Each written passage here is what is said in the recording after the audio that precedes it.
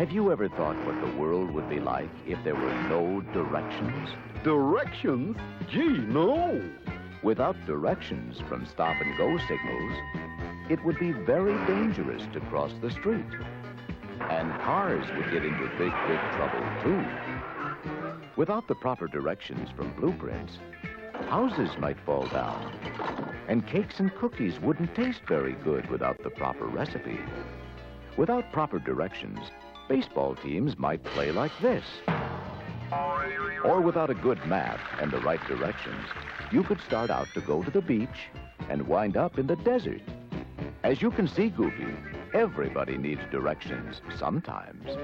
And if we don't know how to follow directions, things can get mighty confused.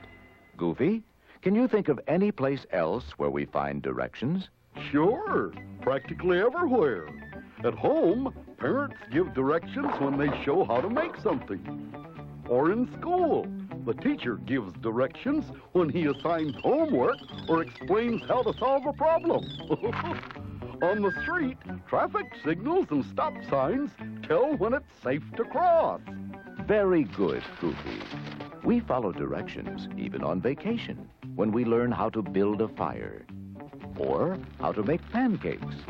So you see, following directions correctly is very important. Yep, in school and later on, too.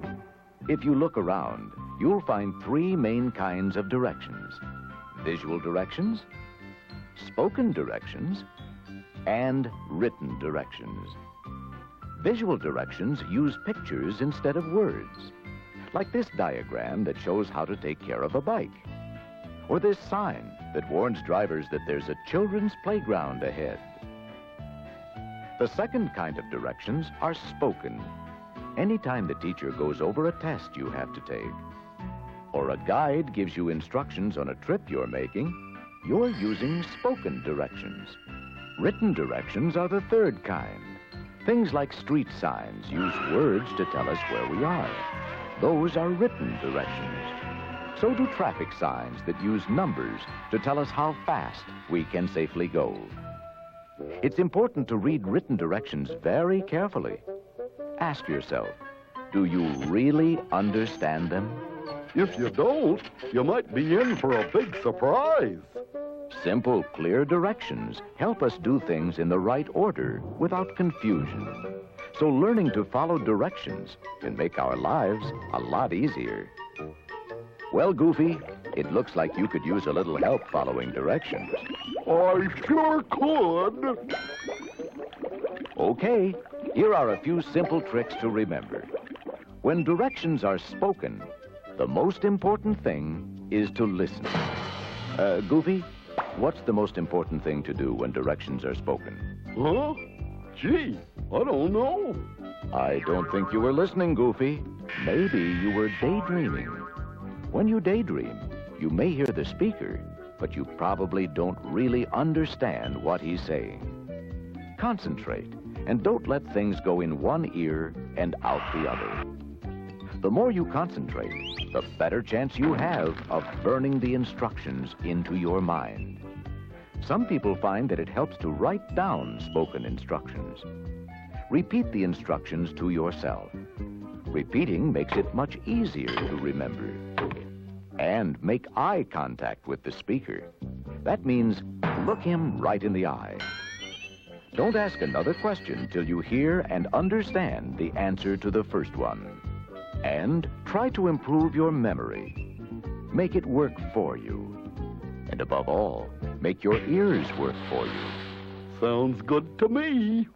Now, here are a few suggestions that will help you follow written directions and improve your memory. Try repeating the directions out loud. That way, you are using two pathways to the brain, your eyes and your ears. Read slowly. Let the instructions sink in.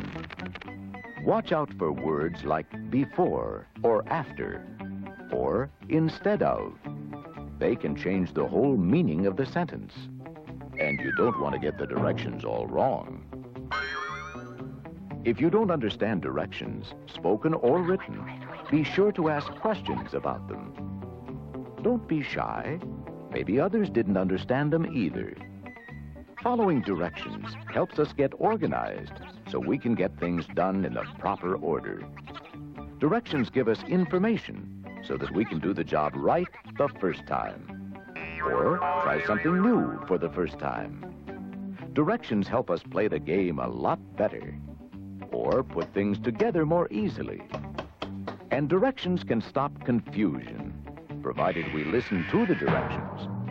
Directions improve communications. We listen, and others listen to us. Well, Goofy, do you think you learned how to follow directions a little better? Oh, you betcha. Good. Maybe you could give us a few directions about directions. Oh, I hope I don't go repeating myself. That's all right. Repetition helps us remember. Okay, here goes. We can find directions everywhere.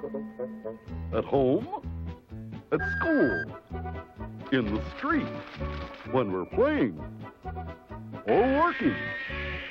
Some directions use pictures, and some are spoken, while others are written down.